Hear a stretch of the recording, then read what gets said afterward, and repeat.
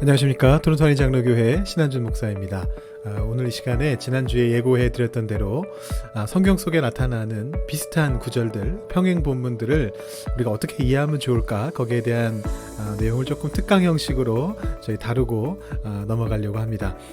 말씀드렸던 것처럼 베드로 후서에 있는 2장과 3장이 유다서에 있는 내용하고 굉장히 유사합니다. 그냥 뭐 내용이 유사한 정도가 아니고 뭐 문장 단위에서 거의 같은 내용들을 반복하고 있는데요. 그런 것들을 우리가 성경 안에서 그 안에서 또 조금씩 차이들이 생기거든요. 거의 같고 누가 봐도 이쪽과 이쪽이 어느 쪽이 어느 한쪽을 참고한 것처럼 보이는데 그 안에서 또 내용이 조금씩 차이가 나는 부분들이 있어서 그거를 어떻게 이해하면 좋겠는가, 이 부분을 한번 설명하고 넘어가는 것이 좋겠다라는 그런 생각을 했습니다. 네, 오늘 이 시간에 최대한 간단하게 쉽게 설명해 드리려고 하는데요.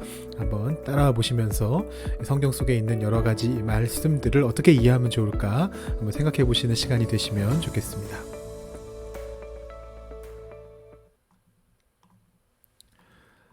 네, 일단 그 평행 본문에 대한 이야기를 말씀드리려면 영감설에 대한 이야기를 하지 않을 수가 없을 것 같습니다. 물론 이 영감설은 사실 오늘 다룰 수 있는 주제는 아니고요. 영감설에 대한 것만 따로 이야기해도 뭐 1시간 이상 이야기해야 되는 그런 중요한 주제입니다. 다만 이 평행 본문 이해에 대해서 조금 도움을 드리기 위해서 최대한 간략하게 이 성경이 하나님의 영감으로 쓰여졌다라는 것이 무엇을 의미하는가, 이 영감설에 대한 것을 뭐 간략하게만 한번 말씀을 드리겠습니다. 아마 여러분들 중에 많은 분들은 이 내용을 이미 뭐 여러 가지 경로를 통해서 뭐 주일 설교 말씀을 통해서라든가 또 토요 성경 공부 예전의 시간들을 통해서라든가 이 이야기들을 분명히 들으신 적이 있으실 겁니다.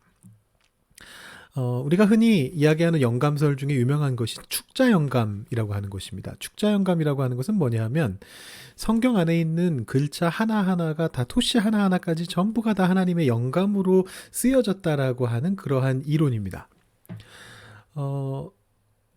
이렇게 들으시면 그렇지, 맞는 말이지, 아마 이런 생각이 드실 것 같아요. 그럼 하나님의 말씀인데 하나님이 써주신 성경인데 그 안에 글자 하나 토시 하나까지 다 하나님께서 영감하신 거지, 당연히 맞는 말이지 라고 생각하실 것 같습니다. 근데 실제로는 그렇지가 않습니다. 축자 영감의 이론은 사실은 오늘날에 이르러서는, 뭐 과거에도 사실 그렇고요, 오늘날에 이르러서는 아주 정말 극단적인 보수주의에 해당하는 분들조차도 받아들이지 않는 이제 그런 설이라고 보실 수가 있겠습니다. 뭐 축자영감설을 따른다면 요즘은 아마 뭐 몰몬교 같은 이단이라던가 이런 곳에서나 뭐 그런 얘기를 아마 좀 할 거고요. 일반적으로 뭐 정통 기독교 안에 있다라고 했을 때 이 축자영감설을 그대로 지지하는 경우는 뭐 없다고 해도 과언이 아닙니다. 뭐 고대 교부들도 그랬고 종교 개혁자들도 마찬가지였습니다. 왜냐하면 이 축자영감은 굉장히 위험한데 어떤 점에서 위험하냐 하면 글자 하나 토시 하나가 다 영감되었다라고 이야기하면 문제가 생기죠. 성경 안에 글자 토시가 다른 부분이 있습니다. 분명히 명백하게 다른 부분이 있는데 그 다른 부분을 어떻게 설명해야 되는가에 대해서 난감해질 수밖에 없습니다. 분명히 다른데 이걸 어떻게 설명하느냐라는 것이죠. 사실은 제가 축자 영감하고 유기적 영감 두 가지를 여러분들께 지금 대비해서 설명드립니다만 사실은 축자 영감하고 유기적 영감은 조금 아예 개념이 좀 다른 거긴 합니다. 사실은 좀 다른 건데요. 제가 아까 초반에 말씀드렸던 것처럼 좀 최대한 간략하게 설명을 드리다 보니까 이렇게 비교를 해서 설명을 드리게 되는데, 유기적 영감이라는 것이 있습니다. 이건 뭐냐면요, 하나님께서 그 인간 저자의 배경과 상황과 문화를 그대로 사용하셨다라는 이론입니다. 그러니까 이제 인간 저자가 가지고 있었던 어떤 배경이라든가 자신이 뭐 가지고 있었던 배경, 또 그 사람들이 자라온 환경, 또 이 사람들이 살아왔던 그 당시의 문화, 이런 것들이 이 성경 안에 그대로 들어가 있다라는 말입니다. 그 안에는 부분적으로 뭐 오류라고 표현한다면 오류에 해당하는 부분도 있을 수 있는 것이죠. 하나님께서 그 모든 것들을 사용하셔서 하나님의 말씀을 전하게 알게끔 하셨다라는 것이 유기적 영감설입니다. 사실 유기적 영감 이론이 맞을 수밖에 없는 이유는 성경에도 그렇게 되어 있지 않습니까? 저희가 디모데후서를 얼마 전에 공부했는데 모든 성경은 하나님의 감동으로 된 것으로 한 다음에 교훈과 책망과 바르게 함과 의로 교육하기에 유익하다 그렇게 되어 있습니다. 모든 성경은 하나님의 감동으로 된 것으로 토시 하나 틀리지 않다라고 그렇게 말씀하지 않죠. 목적이 있습니다. 하나님께서 성경을 감동하셔서 하나님께서 성경을 쓰신 까닭은 우리에게 교훈하시기 위해서입니다. 우리를 바르게 살게 하시고 우리가 그 교육을 받고 하나님을 제대로 알게끔 하시는데 목적이 있는 겁니다. 그래서 저희가 지금 장로교회인데 저희가 고백하는 뭐 웨스트민스터 신앙고백 같은 장로교 전통의 오래된 신앙고백에서도 다 그렇게 이야기를 합니다. 성경은 우리를 구원에 이르게 하는 올바른 지혜가 있다. 그 점에 있어서 성경은 결코 오류가 없다. 하나님의 인간을 향한 인류를 향한 구원 계획을 서술함에 있어서 성경은 절대적으로 오류가 없다. 단 그 외의 것들에 대해서는 얘기가 달라진다라는 것이죠. 하나님께서 우리에게 구원해 주시기 위해서 필요한 내용들을 오류 없이 담아 놓으신 것이 성경이지만 그것을 위해서 하나님께서 우리 성경을 쓴 인간 저자들의 부족한 부분들까지 다 그대로 사용하셨다라는 것입니다. 그래서 우리가 흔히 생각하는 성경이 어떻게 쓰여졌는가에 대한 전형적인 그림이 있는데 제가 그 그림을 사실 여기다 넣고 싶었는데요. 제가 사용하는 저작권이 없는 무료 사이트에서 그 그림을 찾지를 못했습니다. 아시다시피 저희가 지금 모여서 이렇게 보여드리는 것이 아니고 유튜브라는 매체를 통해서 여러분들께 전달을 해드리고 있기 때문에 저작권에 문제가 있는 자료를 올리면 이게 차단이 될 수도 있고 저희 벌금을 낼 수도 있습니다. 그래서 제가 못 올렸는데 제 기억으로는 예전에 장성훈 목사님께서 바울서신을 하시면서 한번 보여드렸던 적이 있는 것 같아요. 제 기억으로는 그렇습니다. 그게 뭐냐면 이 성경을 쓴 저자가 바울이었던 것 같은데 뭐 바울이든 또 다른 사람이든 누구든 예레미야든 뭐 요한이든 이 성경 저자가 성경을 쓰고 있는데 그 뒤에 천사가 나타나서 이 귀에다가 대고 이렇게 속삭이고 있는 거죠. 하나님의 말씀을 이렇게 쓰도록 해라. 이렇게 속삭이고 있는 그런 모습을 보실 적이 있으실 겁니다. 그게 사실은 유기적 영감에 대한 반대 편에 있는 이론입니다. 정확하게 따지면 축자 영감은 유기적 영감의 정반대에 있는 건 아니고요. 받아쓰기 가설이라 그러죠.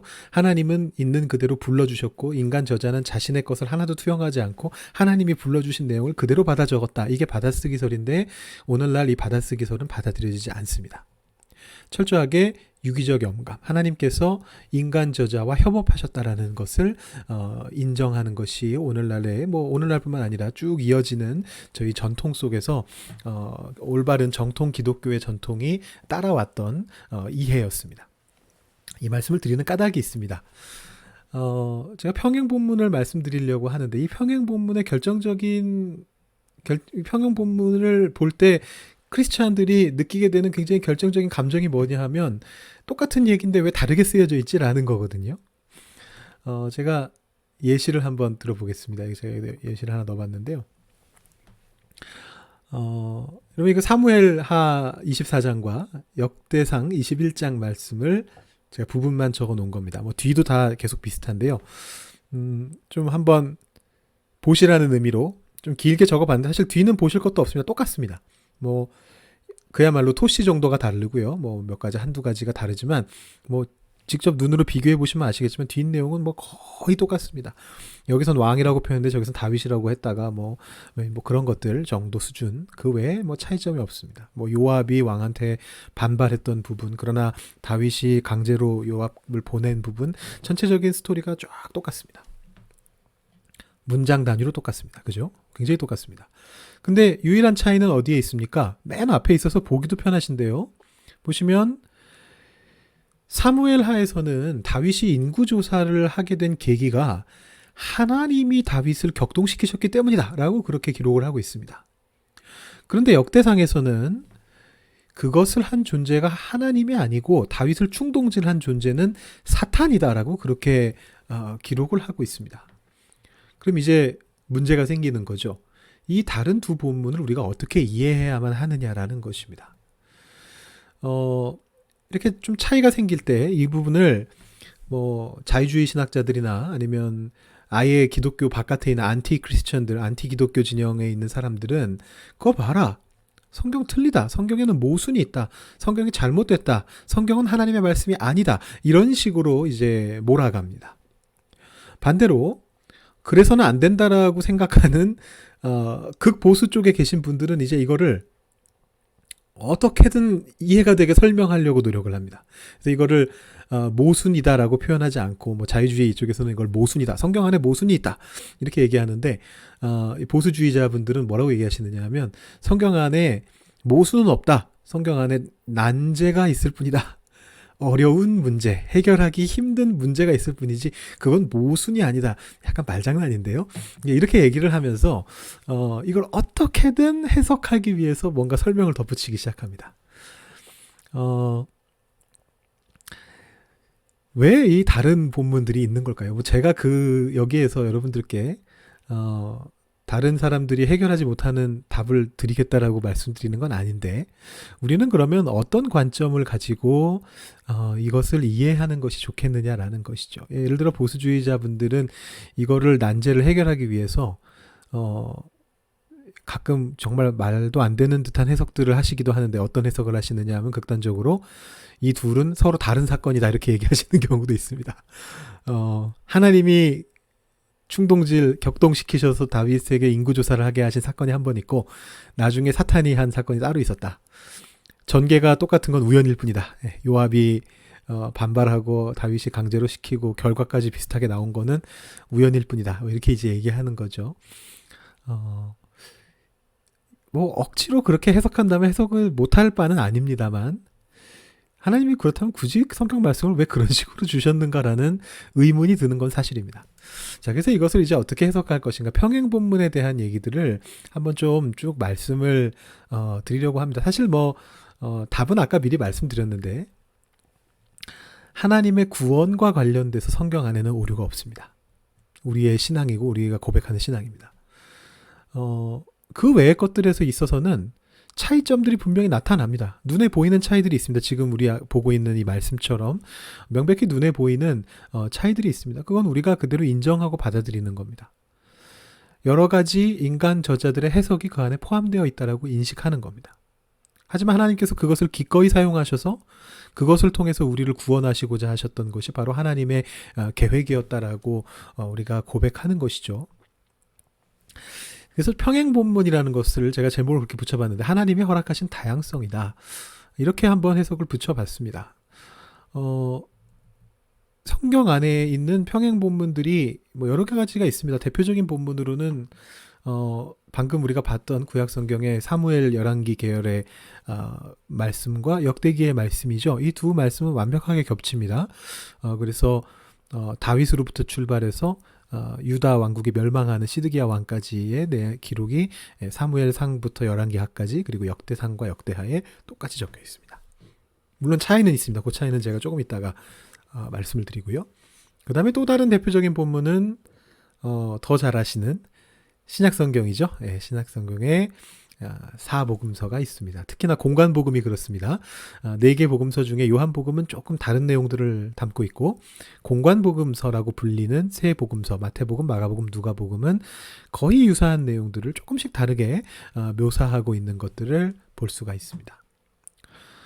그 말고도 또 평행본문이라고 부를 만한 본문이 있는데요. 뭐 아주 엄격하게 말하자면 평행본문은 사실 지금 말씀드린 뭐 이 정도라고 볼 수가 있겠습니다만 조금 더 저희가 범위를 넓혀서 생각해 본다면 뭐 책 전체가 똑같지 않더라도 뭐 한 장, 두 장, 세 장 뭐 이렇게 몇 장 정도의 분량이 비슷한 경우들도 있습니다. 제가 말씀드리는 비슷하다는 거는 그냥 뭐 내용이 대략 비슷한 그런 걸 말씀드리는 게 아니고 정말로 두 본문이 본문 수준에서 문장 수준에서 단어 수준에서 일치하는 경우를 말하는 겁니다. 그래서 여러분들도 뭐 이미 많이 아시겠습니다만 제가 지금 이 특강을 하게 된 원인이 된 베드로후서 2장과 3장의 일부분이 있고요. 그 내용이 유다서하고 거의 같습니다. 그 내용은 제가 또 다음 주에 다시 조금 더 설명을 드리고요. 그 다음에 뭐 시편의 96편 같은 경우는 역대상에 나와 있는 찬양과 거의 완전히 동일합니다. 순서, 흐름, 거기서 전개되는 것, 뭐 내용들, 단어들, 문장들 다 비슷비슷합니다. 또 이 시편 같은 경우는 이제 온 땅이여 여호와께 즐거이 노래할지어다 뭐 그런 찬양 부분인데 뭐 뒤로 가면 그 전개 부분이 거의 똑같고요. 그 다음에 이사야서 36장부터 39장까지의 말씀은 히스기야 왕의 일화거든요. 이사야서는 이사야 선지자의 말씀을 모아놓은 겁니다만 이 36장에서 39장 사이에는 갑작스럽게 약간 의외로 이사야 선지자가 등장하는 역사에 대한 기록이 나옵니다. 그 히스기야에 대한 기록인데요. 그 기록은 열왕기하와 역대기하에 있는 내용과 똑같은 내용입니다. 거의 똑같습니다. 열왕기하하고는 아마 거의 완전히 똑같을 겁니다. 그래서 그 문장 토시까지 거의 똑같게끔 그렇게 그게 그 안에 들어가 있고요. 그 다음에 또 예레미야 39장도 열왕기하 25장하고 거의 똑같습니다. 예루살렘이 망하는 순간인데 시드기야 왕에 대한 기사인데 역시나 토시까지 거의 비슷한 이제 그런 내용들이 예레미야서에 또 들어가고 있습니다.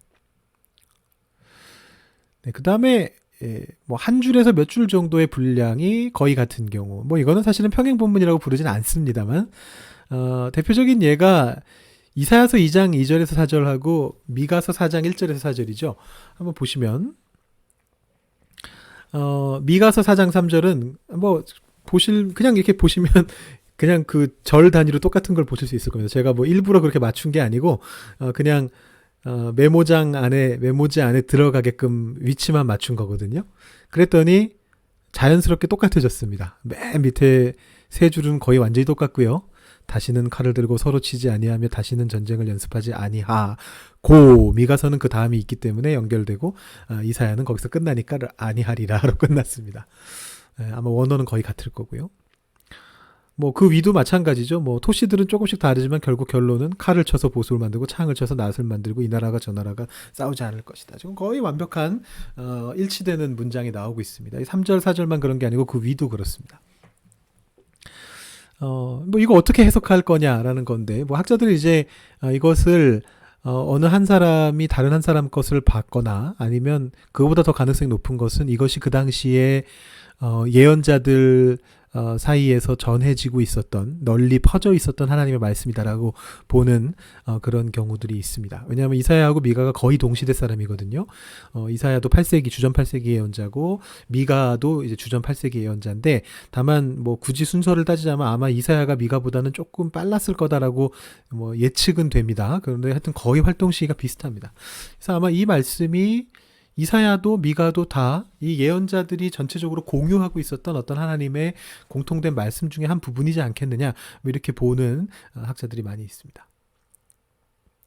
그 다음에 이제 저희가 야고보서 할 때 좀 봤습니다만, 복음서 중에서도 특별히 그 마태복음과 누가복음에 겹쳐져 있는 산상수훈이나 뭐 이런 평지설교나 이런 곳에 있는 말씀들이 야고보서에 굉장히 비슷하게 거의 그대로 인용되다시피 들어가 있는 것들도 우리가 좀 봤었던 기억이 있습니다. 뭐 이거 말고도 많은데요.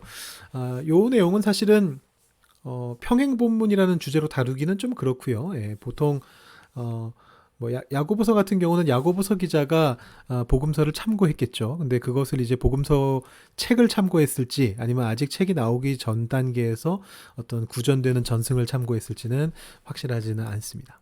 그래서 어쨌든 서로 간에 영향을 주었을 것은 거의 확실한 것이죠. 서로 간에 영향을 준 본문들이고, 이것이 그러니까 다시 한번 말씀드리지만 이거는 하나님이 불러주신 거를 받아 쓴 거라고 볼 수는 없고요. 명백하게 이것은 분명히 하나님께서 기존의 저자들을 사용하셔서 하나님의 말씀을 전달해 주셨는데, 그것을 또 다른 저자들이 자료로서 받아와서 거기에 새로운 해석을 덧붙이면서 재해석을 하면서 신학적으로 하나님의 뜻이 이 순간에는, 오늘날에는 약간 시기가 바뀌면 어떤 의미가 되는가라는 것들을 자꾸만 덧붙이면서 하나님의 뜻이 그 안에 들어가게 되는 것들, 이런 부분들이 이 안에 작용하고 있다는 것을 보실 수가 있게 됩니다. 뭐 그 외에도 뭐 본문 자체가 완전히 비슷하진 않아도 일련의 비슷한 주제를 담는 경우도 있는데, 이런 것도 사실 뭐 평행 본문이라고 부르지는 않고요.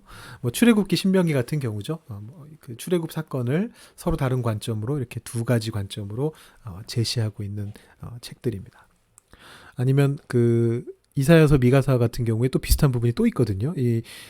아까 보셨던 2장과 4장처럼 완전히 문장 단위로 똑같은 건 아니지만 여러분 잘 아시는 미가서 6장 6절에서 8절 사람아 주께서 선한 것이 무엇임을 보이셨나니 이 공의를 행하고 정의를 행하고 인자를 사랑하고 겸손히 하나님과 함께 행하는 것이 아니냐. 그 위에 보면은 내가 뭐 천천의 수양을 가지고 나아갈까? 하나님께 제사하는 것보다 진정한 제사는 하나님의 뜻을 행하는 것이다. 정의를 행하는 것, 인자를 사랑하는 것. 이 말씀이 이사야서 1장에도 거의 비슷한 흐름으로 나오고 있습니다. 하나님 입장에서 얘기를 하면서 내가 너희의 정한 월삭과 안식 다 싫어한다. 내가 그 기름 때문에 재물들의 기름 때문에 내가 질려버렸다. 이렇게 얘기하시면서 맨 마지막에 아니다. 과부와 고아를 신원해라. 그들을 도와라. 선한 일을 해라. 라고 정의를 행하라. 라고 말씀하시는 그 장면이 거의 비슷하게 나오는 게 있습니다. 그래서 그런 것들도 사실은 아마 그 시기에 하나님께서 그 두 사람에게 동시에 주셨던 어떤 영감이겠죠. 인사이트겠죠. 그것을 그들이 이렇게 글로 남겨놓은 것이다라고 볼 수가 있겠습니다. 중요한 평행본문 몇 가지만 조금 더 말씀드리고 그 다음에 이제 이 평행본문이라는 것을 최종적으로 우리가 어떻게 받아들일까로 마무리를 제가 말씀드려 보겠습니다. 가장 대표적인 평행본문 여러분 대한성서공회 홈페이지를 들어가시면 그 성경을 읽을 수 있는 그 페이지가 있습니다. 제가 몇 번 소개해 드렸죠. 그래서 대한성서공회가 저작권을 가지고 있는 주요 성경들을 다 볼 수가 있는데요. 뭐 개역 한글판, 개역 개정판, 새번역, 표준 새번역, 또 공동번역, 공동번역 개정판 이렇게 한글 성경 6가지와 또 영어 성경 1가지를 이렇게 볼 수가 있게 돼 있는데 거기 탭을 보시다 보면 어떤 탭이 있느냐 하면 아예 평행본문 보기라는 탭이 따로 있습니다. 이렇게 똑같은 내용이 있을 때 그거 서로 다른 성경에 어떻게 적혀 있는가를 볼 수 있게끔 해주는 그런 좋은 탭이 있는데 거기에서 평행본문으로 다루는 두 책이 이 11개 역대기하고 그 다음에 복음서들입니다. 이 둘만 다루고 있습니다. 아주 대표적인 평행본문이고요. 여러분 보시면 사무엘서 열왕기서는 자연스럽게 여호수아 사사기하고 연결된다는 걸 보실 수가 있습니다. 룻기는 사실 연결이 되지 않습니다. 저희가 보고 있는 성경에서는 룻기가 사사기하고 사무엘서 사이에 들어가 있는데 시기적인 어떤 흐름 때문에 거기 들어가는 것이 옳다라고 생각하고 거기다 집어넣은 거죠.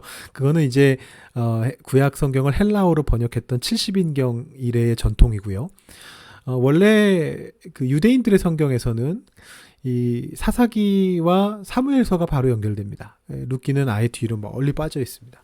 그래서 내용적으로 볼 때 여호수아, 사사기, 사무엘, 열왕기는 쭉 한 흐름으로 연결되는 그런 내용을 가지고 있습니다. 그래서 이걸 뭐 조금 어려운 표현으로 학자들이 뭐라고 부르느냐 하면 신명기적인 역사서다 이렇게 부릅니다. 그러니까 신명기 신학의 영향을 받은 것이다 라고 이렇게 보고 있거든요. 그래서 신명기로부터 이어져서 여호수아, 사사기, 사무엘 상하, 열왕기 상하 이게 하나의 1년의 어떤 연결되는 흐름이 있는 역사서라고 그렇게 보고 있고요.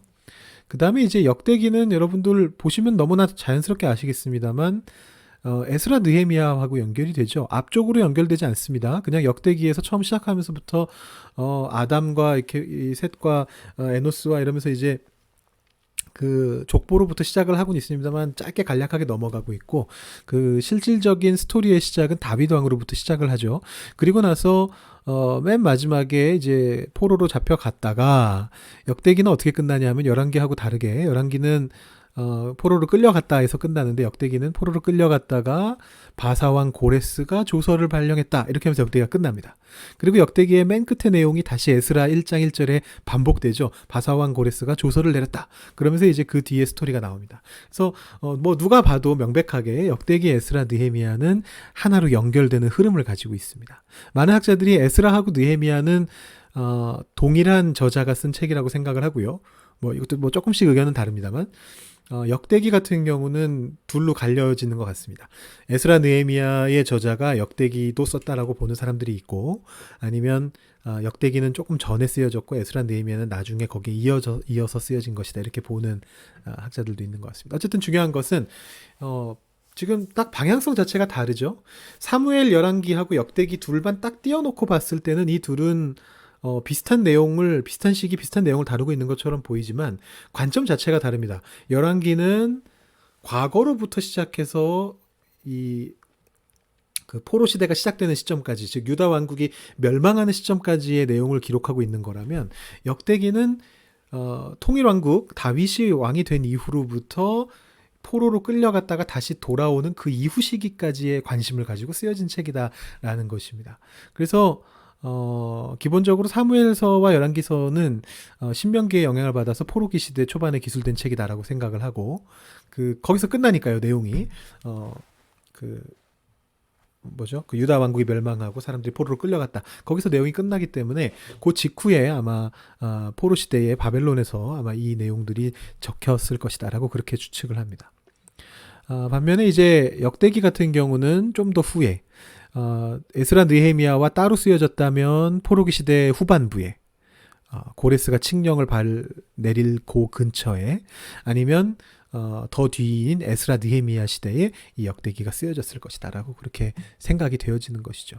여기 시기적인 차이가 있고요. 이 시기적인 차이가 있기 때문에 당연한 얘기입니다만, 역대기가 사무엘 열왕기서를 참고한 겁니다. 사무엘 열왕기서가 역대기서를 참고할 수는 없습니다. 그렇죠? 너무 당연한 얘기죠. 그래서 뭐 이것도 또 깊이 들어가면 좀 복잡하지만, 많은 학자들은, 거의 대부분의 학자들은 역대기를 쓴 역대기 저자가 사무엘 열왕기서를 알고 있었고, 아마 그 대본을 앞에 놓은 채로 그 내용을 고쳐가면서 역대기를 쓴 것이다라고 그렇게 생각을 합니다. 사무엘 열왕기서의 특징은, 역대기와 비교가 되는 특징은 뭐냐면, 이스라엘과 유다를 고르게 기술하고요. 이건 뭐 여러분 잘 알고 계시는 사실이죠. 북이스라엘의 왕 한번 얘기하고 남유다의 왕 한번 얘기하고, 이렇게 시기에 따라서 왔다 갔다 하면서 지그재그 형태로 이렇게 쓰고 있습니다. 역대기는 그렇게 안 하고 있죠. 그 다음에 이 사무엘 열왕기의 특징 중에 하나는, 다윗과 솔로몬이라는 초창기 중요한 왕들이 허물이 있다면, 잘못한 부분들이 있다면 그거 다 적습니다. 있는 그대로. 역대기는 그걸 좀 빼고 있고요. 그 다음에 이제 사무엘 열왕기가 아까 말씀드린 것처럼 신명기 영향을 받았다라고 말씀드렸는데, 그 안에 신명기에서 주장하고 있는 어떤 신학적인 내용들이 많이 들어갑니다. 그래서 그거를 근거로 왕들을 이제 평가하는 그런 내용들이 나오고 있습니다. 예를 들어 산당을 없애지 않았기 때문에 그 점은 문제가 된다라는 식으로 이렇게 왕들을 평가하고 있는 내용들이 있는데, 그것들은 이제 신명기 신학을 근거로 하고 있습니다. 신명기 신학에서 산당에서는 제사를 지내면 안 된다라고 명확하게 얘기하고 있기 때문에 그것에 영향을 받아서 그것을 쓰고 있는 것이다라고 이렇게 볼 수가 있는 것이죠. 반면에 역대기는 북이스라엘에 대해서 안 쓰고요. 근데 북이스라엘을 안 쓰지만 관심이 전혀 없진 않습니다. 그 얘기는 뭐 오늘 중요한 얘기는 아니니까 제가 더 설명은 못 드리지만, 어쨌든 북이스라엘의 역사는 빼고 남유다만을 아주 정통적으로 묘사하고 있습니다. 그럴 수밖에 없겠죠. 왜냐하면 지금 역대기가 아까 말씀드린 것처럼 더 후대에 쓰여졌단 말입니다. 포로로 끌려갔다가 다시 귀환하는 공동체와 관련이 있는 책이 역대기인데, 이미 이 시기가 됐을 때 북이스라엘은 멸망된 한지 너무 오래된 나라였고, 지금 여기에 모여있는 사람들의 정체성은 뭐냐 하면, 유다 왕국의 후손이라는 정체성을 가지고 있는 사람들입니다. 물론 그 중에 이스라엘에서 내려온 사람들도 있겠지만, 이미 오랜 세월이 지나서 이 사람들 안에 있는 정체성, 우리는 유다의 후손이다라는 정체성이 있는 사람들입니다. 그러니까 이스라엘에 대해서 고르게 할당해서 기술할 필요를 못 느끼는 거죠. 유다가 더 중요한 겁니다. 지금 이 사람들에게 있어서는. 그래서 이제 북이스라엘은 기술하지 않고, 반면에 실질적으로 왕국을 만든 사람이라고 할 수 있는 다윗 왕 같은 경우에 허물을 안 적는 거죠. 굳이 필요 없다고 생각한 거죠. 지금 시점에서 우리가 새롭게 귀한 공동체를 만들어내는데, 이곳에 새로운 유다를 세워야 되는데, 여기에 있어서 우리가 다윗이 우리가 본받아야 될 사람이다. 그것을 이제 얘기하고 싶었던 것이 역대기 저자의 신학이라고 볼 수가 있겠습니다. 그리고 또 한 가지 특징은, 이것도 후대의 흐름인데, 예배, 찬양, 유월절 제사와 같은 어떤 예전 같은 것에 아주 깊은 관심을 가지고 있습니다. 그래서 사무엘 열왕기서에는 몇 가지 없는데, 있긴 있습니다. 전혀 관심이 없다는 뜻은 아닌데, 몇 개밖에 없는데, 이 역대기 저자는 사무엘 열왕기를 보면서 자기만의 또 다른 역사 자료들을 참고로 하면서 그걸 많이 끼워 넣습니다. 찬양하는 장면, 다윗이 예배와 관련된 직분들을 이 사람 저 사람들한테 나눠주는 장면, 아삽의 후손들, 뭐 사독 제사장, 뭐 이렇게 막 여러 사람들한테 나눠주는 장면들, 뭐 이런 부분들을 많이 집어넣고 있습니다. 관심이 있기 때문이죠. 그것이 귀한 공동체의 중요한 관심사이기도 했기 때문입니다. 이런 어떤 특징들이 있습니다. 그 쓰여졌던 시대에 따라서 그 사람들이 살아가고 있었던 상황에 따라서 약간씩 관심의 차이가 있고 이 관심의 차이가 결과적으로 성경의 내용을 조금씩 바꿔놓는 겁니다. 거의 같은 내용이지만 다른 해석이 들어가게 만드는 겁니다. 그것은 이 성경 저자들이 보여주고 있는 굉장히 중요한 성경 말씀을 우리 시대의 우리 삶 속에 재해석해야 된다는 것을 알려주는 굉장히 중요한 선례라고 볼 수가 있습니다. 오늘날 우리가 왜 설교를 듣습니까, 여러분? 여러분, 성경이 그렇게 중요하니까 성경만 읽으면 되는 거 아닌가요? 아니면 역사 속에서 지금까지 명설교가들은 너무나 많이 있었습니다. 우리는 현대를 살고 있는 저희들은 크게 관심이 없어서 잘 모르시겠습니다만 그 초대교회, 고대교회의 교부들 중에서도 황금의 입을 가진 요한 크리소스톰 같은 사람은 별명이 황금의 입을 가진 사람이었습니다. 얼마나 설교를 잘했는지 별명이 황금의 입이었습니다. 그런 분도 계셨고 여러분 잘 아시는 분들 이름을 얘기하자면 한도 끝도 없죠. 스펄전 목사님 같은 분도 계시고 마틴 로이드 존스 같은 분도 계시고 역사 속에서 엄청나게 설교를 잘하신 분들 많이 있습니다. 그분들 설교를 우리가 들으면 되지 왜 오늘날 그분들만큼 뛰어나게 설교하지 못하는 평범한 목사님들의 설교를 들으면서 우리 생활을 하는 겁니까? 신앙생활을 하는 겁니까? 그것은 이 성경의 말씀을 또 설교의 내용들을 우리가 지금 현재 살아가고 있는 나와 함께 호흡하고 있는 사람이 재해석한 것을 들어야 될 필요가 있기 때문입니다. 나도 그렇게 해야 되거든요.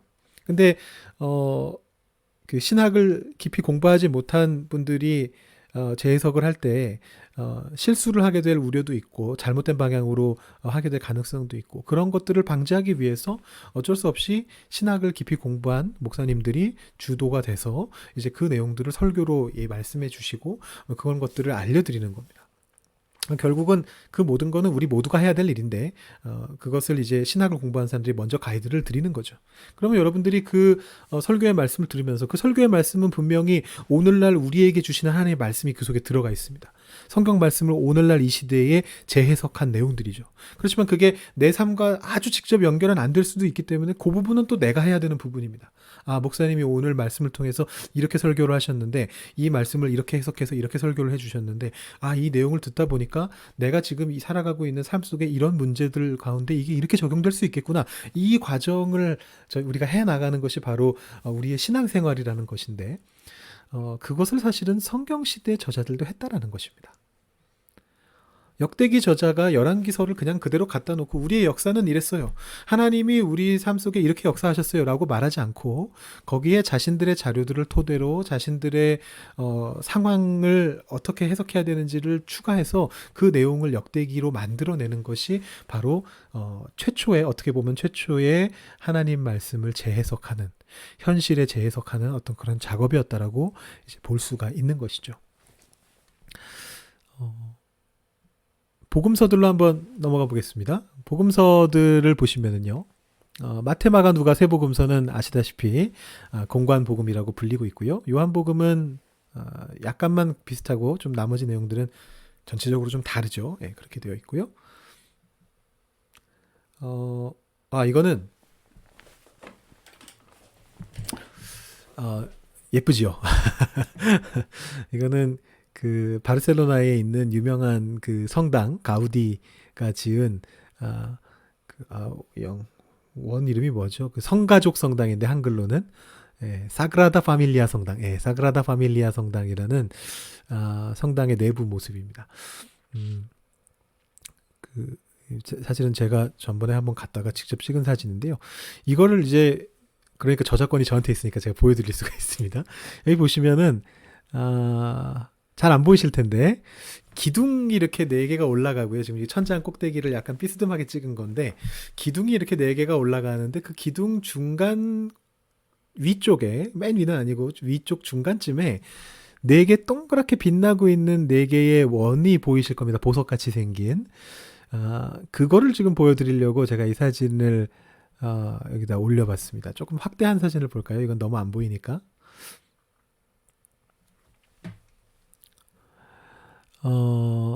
예, 이것도 제가 직접 찍은 거라 약간 좀 각도가 여러분 보시기에 조금 불편하실 수는 있겠는데, 그래도 자세히 보시면 그림은 보이시죠? 제일 왼쪽에 있는 이 그 기둥에는 보시면 매튜라고 써 있습니다. 마태를 말하고요. 두 번째는 마가, 세 번째는 누가, 네 번째는 요한입니다. 거기 그림이 그려져 있는데 이 그림이 각 복음서를 상징하는 그림입니다. 한 3세기, 4세기쯤 교부들이 이런 생각들을 하기 시작한 이래로 중세를 거치면서 많은 이제 뭐 학자들이 또 화가들이 각 복음서 기자를 상징하는 그림을 사용하기 시작했는데, 이게 이제 에스겔에 나오는, 에스겔 1장에 나오는 그 하나님이 오실 때 그 보좌 환상 있지 않습니까? 거기에 나오는 네 생물, 그 천사 그룹이죠.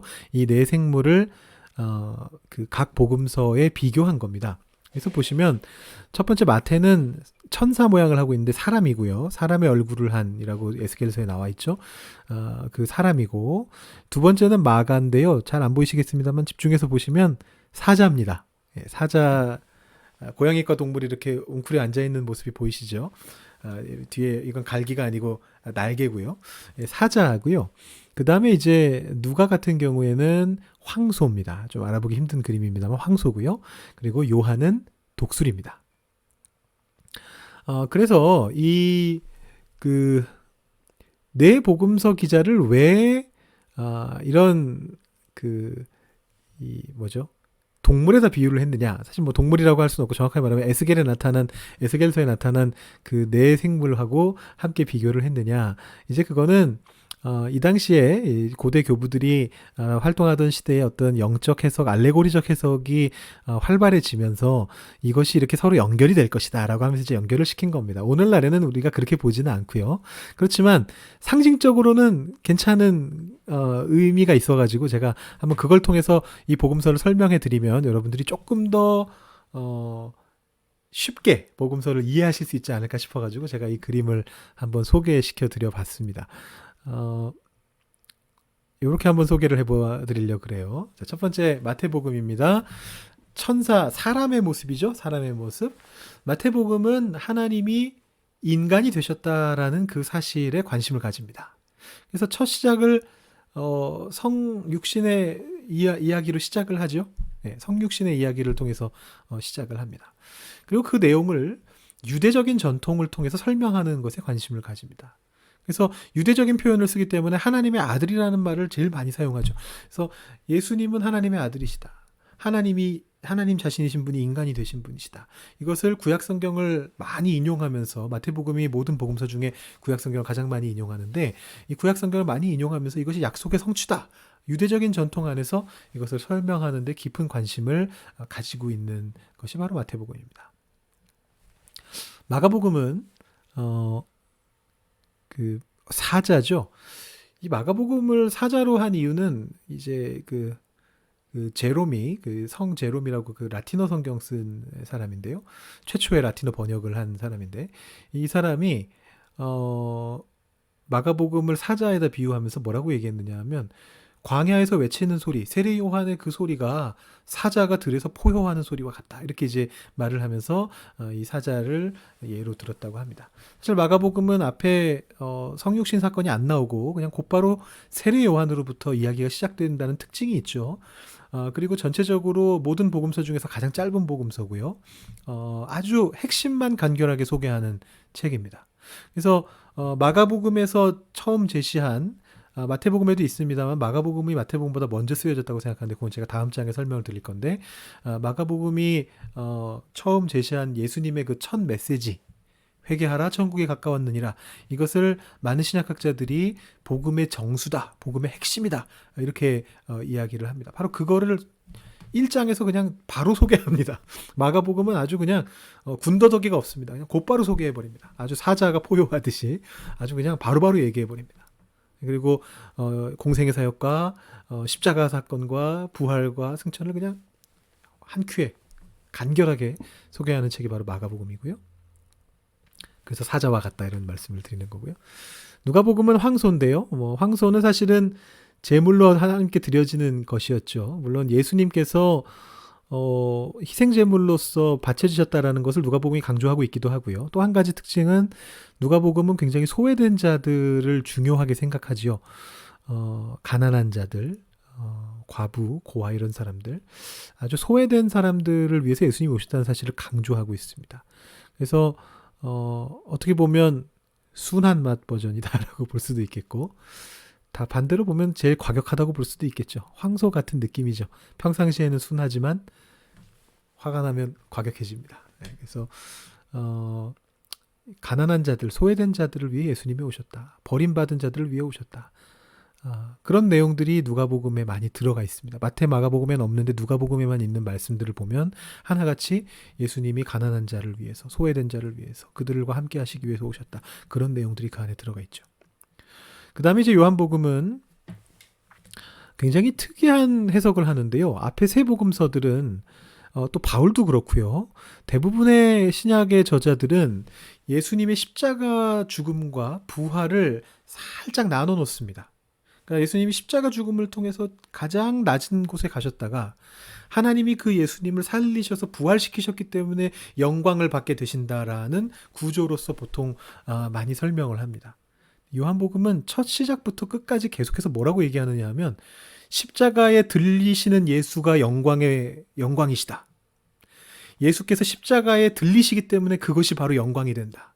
아주 역설적으로 표현을 하는 신학을 가지고 있습니다. 아주 특이한 신학이고 복음서 안에서도 또 신약성경 전체에서도 아주 드물게 찾아볼 수 있는 굉장히 특이한 신학인데 그것을 통해서 요한이 이제 이야기하고자 하는 것은 예수님이 이 십자가 사건이 예수님 사역의 절정이었고 이 십자가 사건에서 하늘 위로 들려 올라가신 그 예수님을 통해서 우리가 구원을 얻게 됐다라는 이제 그런 이야기를 하는 것이죠. 그래서 각 복음서들 그래서 그림이 독수리입니다. 그래서 요한의 그림은 독수리, 하늘로 높이 솟아오르는 바로 그 독수리인데 바로 이 영광이라는 주제에 대해서 요한은 굉장히 관심을 가지고 쓰고 있습니다. 네, 공관복음을 일단 요한복음은 나중에 쓰여진 것이고 내용도 서로 공유하는 바가 거의 없으니까 논외고요. 공관복음이 마태, 마가, 누가가 서로 비슷비슷한데 도대체 어쩌다가 그렇게 됐는가 이게 이제 궁금해지는 거지 않습니까? 아까 처음에 말씀드린 것처럼 이게 받아쓰기가 아니란 말이죠. 하나님이 마태, 마가, 누가한테 다 비슷비슷한 내용을 불러주셔가지고 어떻게 쓰다 보니까 다 똑같은 내용이 됐다. 이게 아니란 말입니다. 하나님이 마가, 마태, 누가 이 세 사람을 다 사용하셨는데 그 사람들의 타고난 재능과 그 사람들이 자라온 환경과 그 사람들의 문화들과 이것 것들을 다 활용하셔서 이 복음서를 남기셨는데 도대체 어쩌다가 거의 비슷한 내용들이 이렇게 나눠져서 들어가게 되었는가라는 것입니다. 그래서 이것은 초대교회 교부들은 사실은 마태가 제일 먼저 쓰여졌다고 봤습니다. 그래서 지금 현재 우리한테 전해지는 성경 순서가 마태, 마가, 누가 순으로 전해지고 있는 거거든요. 그래서 파피아스 같은 굉장히 초반 교부인데 이런 사람들은 마태복음을 마태가 쓰고 마가가 그 마태를 요약하고 그다음에 누가가 그 마가를 보고 마가와 마태를 보고서 자기 누가복음서를 썼다 이제 이런 식으로 이제 얘기를 했고 많이 그렇게 생각되어져 왔습니다. 근데 이제 현대학자들이 생각할 때는 그렇게 된 게 아니다라는 것이 확인이 되는 거죠. 이제 그것도 또 깊이 들어가면 오래 설명드려야 되는데 벌써 44분째네요. 빨리 끝내야 되는데 너무 길어지고 있습니다. 제가 그냥 짧게만 설명을 드리면 이미 한번 제가 설명은 드렸었습니다. 그 야고보서 설명드리면서 Q라는 문서에 대해서 가상의 문서인데 아직 발견된 적은 없고요. 학자들이 추측해낸 가상의 문서인데 그게 뭐냐 하면 마태를 마가가 요약하고 그걸 누가가 다시 늘려놓은 거라면 마가복음에는 없고 마태복음과 누가복음에만 있는 내용들이 일관성이 없어야 되는데 왜냐하면 누가는 마태와 마가를 둘 다 봤더라도 또 이 마가가 마태복음을 줄였다 할지라도 마가가 마태복음의 특별한 내용들만 특별한 특징이 있는 내용들만 빼고 줄이진 않았을 거 아니에요.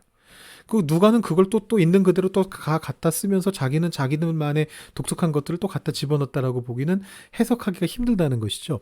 근데 반면에 마태복음과 누가복음이 둘 다 참고로 한 또 다른 자료가 있었다면 마가복음이 아닌 또 다른 자료가 있었다면 설명이 아주 잘 되는 겁니다. 그래서 많은 학자들 그거 말고도 여러 가지 이유가 있는데요. 마가복음이 가장 먼저 쓰여졌을 것이고 그 다음에 이제 아마 그들이 Q라고 부르는 학자들이 Q라고 부르는 예수님의 말씀들만 모아놓은 지금 우리가 산상수훈에서 보게 되는 평지설교, 누가복음 평지설교, 마태복음 산상수훈에서 보게 되는 그런 예수님의 어떤 말씀들 주변 앞뒤에 붙는 내용 없이 말씀들만 쭉 나열되어져 있는 어록집이 있었을 것이다라고 이렇게 추측을 합니다. 이 Q가 문서화되어 있었을지 구전전승일지는 확실하지 않지만 대부분 문서화된 걸로 보고 있는데, 그래서 이 마가와 Q가 있었고 그것을 이제 마태와 누가가 각각 서로 각각 참고한 것이다라고 그렇게 보는 것이죠. 양 옆에 있는 거는 이제 마태가 참고한 마태만의 특수한 자료들, 누가가 참고한 누가만의 특수한 자료들입니다. 그래서 결론적으로 공통된 본문들이 들어가게 된 원인을 이제 설명하는 건데요. 마가복음과 Q가 있었고 마가복음과 Q는 서로 겹치는 부분이 거의 없는, 마가복음은 예수님의 스토리를 담고 있고 Q는 예수님의 말씀만 모아놓은 책이었는데 이 둘을 마태와 누가가 각각 서로 참고해가지고 이제 그 자신들의 복음서를 적었다라고 이렇게 보는 것입니다. 그럼 결과적으로 이 내용 안에 비슷한 부분들이 이제 들어가게 된 것이다라고 이렇게 해석을 하는 것이죠.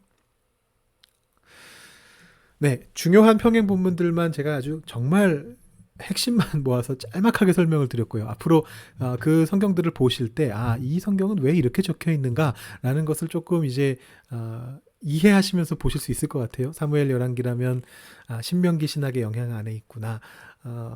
그 허물 같은 걸 숨기지 않는 모습들이 있구나. 이런 것들을 보실 수 있을 것이. 역대기 같은 경우에 여기에는 왜 11개에 없는 이 찬송이 들어가 있는가?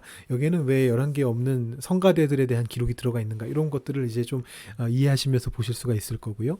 또 복음서도 마찬가지로 내 복음서 기자가 어디에 초점을 많이 맞추고 있었는지 그것 때문에 그 초점을 맞췄던 부분들 때문에 조금씩 본문들이 달라진 부분들이 아마 눈에 보이시게 될 겁니다. 그래서 그것이 이제 하나님께서 그 인간 저자들을 다 사용하셔서 그들의 그 특징들을 다 사용하셔서 성경을 쓰신 것이고 그 결과 우리가 가지고 있는 이 성경 안에 다양한 형태의 평행 본문들이 들어가게 된 것이죠.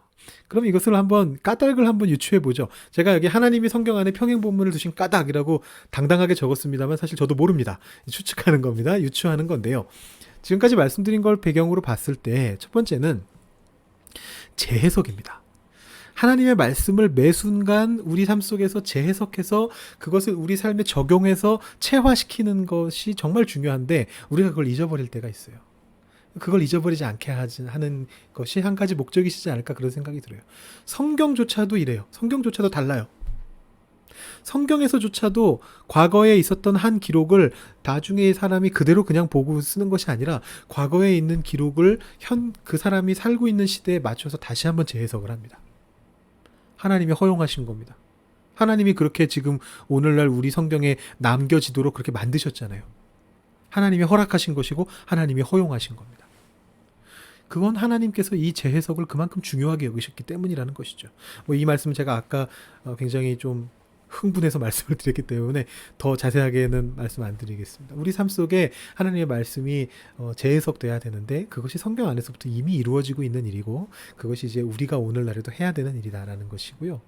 그 다음에 두 번째는 성경의 모든 걸 내가 다 이해했다라고 자만하지 않게끔. 자만할 때쯤 되면은 발견하게 됩니다. 여기랑 여기는 왜 다르지? 나 이제 성경 좀 거의 꿰뚫은 것 같아 라는 생각이 들 때쯤 보이게 됩니다. 와, 이건 또 왜 이렇게 다르지? 여기랑 여기는 왜 이렇게 차이가 나지? 무슨 의미가 있지? 하나님 왜 이렇게 두셨지? 평행본문을 주셨지? 고민하게 만들어 주시죠. 그래서 성경이 너무 쉬워지지 않게끔 일부러 그러신 것도 있는 것 같아요. 내가 성경의 모든 걸 다 이해했다라고 자만하지 않을 수 있도록. 그래서 계속해서 성경을 읽고 궁금한 부분들에 대해서 하나님께 여쭤보고 묵상하고 계속해서 고민할 수 있게끔 하나님 일부러 그러신 것이 아닌가 이런 생각을 또 해보게 되고요. 마지막으로 이 다양한 관점이 있는데 그 관점들에 대해서 열린 마음을 갖도록 하기 위한 것이다. 제가 이 얘기는 전에 한번 성경 사본에 대한 말씀 드리면서 했습니다만, 우리 안에 많은 종파들이 있습니다. 그 종파들이 서로 하나님의 말씀을 다르게 해석합니다. 물론 저는 장로교 목사고 장로교 신학교를 나왔고, 그래서 저는 장로교 전통에 따라 성경을 해석하는 것이 저한테 가장 편합니다. 제 마음에 가장 편하고 제가 거기에 뭐라고 표현할까요? 인볼브 돼 있습니다. 제가 그것을 완전히 푹 빠져 있습니다. 제가 그것을 좋아합니다. 그렇지만 그렇다고 해서 침례교 전통은 잘못됐다라고 말할 수는 없는 거죠. 그렇다고 해서 성결교 계통은 틀렸다, 오순절 계통의 해석은 받아들여서는 안 된다 라고 말할 수는 없는 겁니다. 하나님께서 그 사람들에게 하나님의 말씀을 이해할 수 있게끔 하나님 지성을 주시고 성령을 보내주셨기 때문에 다양한 해석들이 나와 있는 겁니다. 거기에 대해서 우리가 항상 열린 마음을 좀 가지고 있어야 됩니다. 같이 믿는 사람들이니까요. 같이 믿고 있는 사람들이고, 같이 하나님 나라를 이루어갈 사람들이고, 같이 천국에 들어갈 사람들입니다. 서로 얼굴 붉히고 싸울 일이 아니라 우리 서로 생각이 좀 다르구나. 하지만 하나님이 성경 안에서조차도 이렇게 다양한 관점을 주셨는데 우리가 서로를 이해하고 인정해야지 라고 생각하고 하나님 말씀을 읽을 수 있게끔 하시기 위해서 하나님이 그렇게 하신 게 아닐까. 이 세 가지는 아까도 말씀드렸듯이 제가 한번 그냥 추측해 본 것입니다. 하지만 오늘날 우리에게 시사하는 바가 굉장히 크다라는 생각이 들고요. 여러분들께서 평행 본문들을 보실 때마다, 성경을 읽으실 때마다 이 부분들을 좀 기억하시면서 내가 성경을 다 이해했다라고 자만하지 않고 새롭게 해석해서 오늘 이 순간, 오늘 하루의 내 삶 속에 내가 지금 가장 고민하고 있는 어떤 문제에 하나님 말씀이 어떻게 적용되고 어떻게 해석될 것인가에 대해서 계속 고민할 수 있게 되시길 원하고, 또 나뿐 아니라 다른 사람과 부딪히게 됐을 때 그 다른 사람이 가지고 있는 관점에 대해서 좀 품어주는 마음으로, 열린 마음으로 함께 대화하실 수 있는 여러분들이 되시기를 원합니다. 우리 평행 본문을 통해 한번 그 부분을 다시 한번 생각해 보실 수 있으면 좋겠습니다. 네, 오늘 조금 제가 예상했던 것보다 조금 길어졌는데요. 한 35분, 40분 생각했는데 52분이 됐네요. 여러분 긴 시간 동안 들어주셔서 감사하고요. 다음 시간에 또 다른 평행 본문의 하나인 베드로후서 2장, 3장 그리고 그 유다서와 관련된 부분들을 조금 한번 설명해 드리고, 뭐 일부 내용은 제가 유다서 때 다시 말씀을 드리겠습니다만 그렇게 저희가 다음 시간에 공부를 하도록 하겠습니다. 그리고 그 다음 시간에는 요한일서를 들어가게 됐는데, 이번에 요한일서는 이규준 선교사님께서 맡아주시게 됐습니다. 그래서 다음 주에는 이규준 목사님의 요한일서 공부로 토요 성경 공부가 계속 이어진다는 점 기억해 주시면 감사하겠습니다. 네, 혹시 궁금하신 부분 있으시면 저한테 또 연락 주시고요. 오늘 공부는 여기서 마치도록 하겠습니다. 수고하셨습니다. 감사합니다.